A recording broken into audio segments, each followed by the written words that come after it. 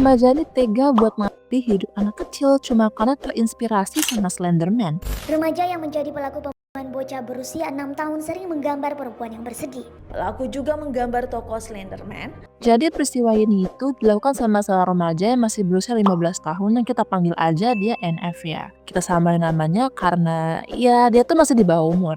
Si NF ini emang dikenal pendiam orangnya, tapi sebenarnya dia itu kreatif guys. NF ini pinter gambar dan artistik orangnya. Jadi ya dia tuh bisa dibilang punya kelebihan lah. Jadi suatu hari NF ini lagi diem nih di rumahnya, lagi santai-santai. Nah tiba-tiba ada tetangganya tuh yang datang ke rumah si NF. Tetangganya itu masih kecil guys, umurnya masih 5 tahun waktu itu. Kita panggil aja dia itu AP ya. Nah waktu si AP ini main ke rumah NF, entah apa yang dipikirkan NF, tiba-tiba dia itu kayak punya keinginan buat nyelakain si AP. Jadi si NF ini tiba-tiba manggil AP terus nyuruh dia buat ambil mainannya di bak mandi. Ya si AP ini namanya anak kecil ya, dia tuh nurut-nurut aja. Apalagi yang nyuruh kan juga si NF yang hitungannya tetangganya, jadi emang bukan orang asing. Nah pas si AP ini mau bermainan di bak mandi, NF itu langsung nyamburin AP ke dalam bak mandi dan nyetok leher si AP sampai AP itu kenyangnya. Habis itu si NF langsung ngumputin tubuhnya AP ke dalam lemarinya dia. Meanwhile di rumahnya si AP, orang tuanya itu udah mulai khawatir karena kok anaknya nggak pulang-pulang. Apalagi AP itu juga masih 5 tahun.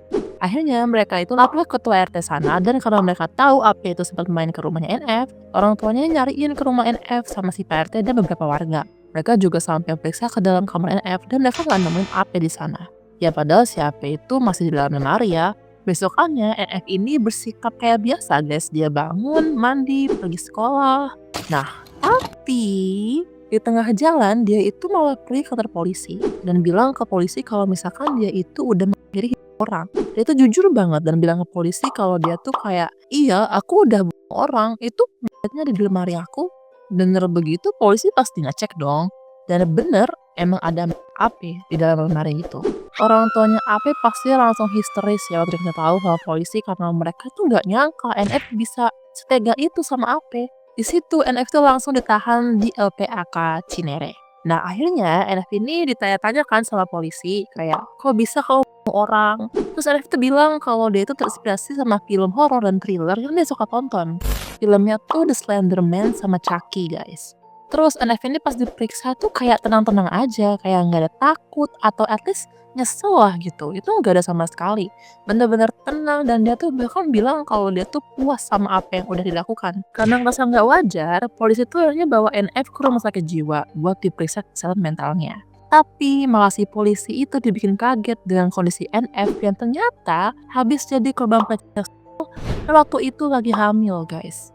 Polisi tuh kayak yang war dengernya. Dan yang ngelakuin itu ke NF itu pacarnya dan 2 pamannya. NF diketahui hamil 14 minggu atau memasuki 3,5 bulan. Tapi untungnya mereka juga udah ketangkep guys. Jadi status NF di sini tuh bukan cuma tersangka kasus pembunuhan, tapi juga korban pelecehan seksual. Dan karena perbuatan itu, NF itu divonis hukuman 2 tahun penjara karena terbukti mengakhiri AP. Jadi peristiwa ini terjadi di Sawah Besar Jakarta Selatan dan semoga NF bisa belajar dari kesalahannya dan keluarga AP diberikan ketabahan atas hilangnya nyawa dari anggota keluarga mereka. Amin.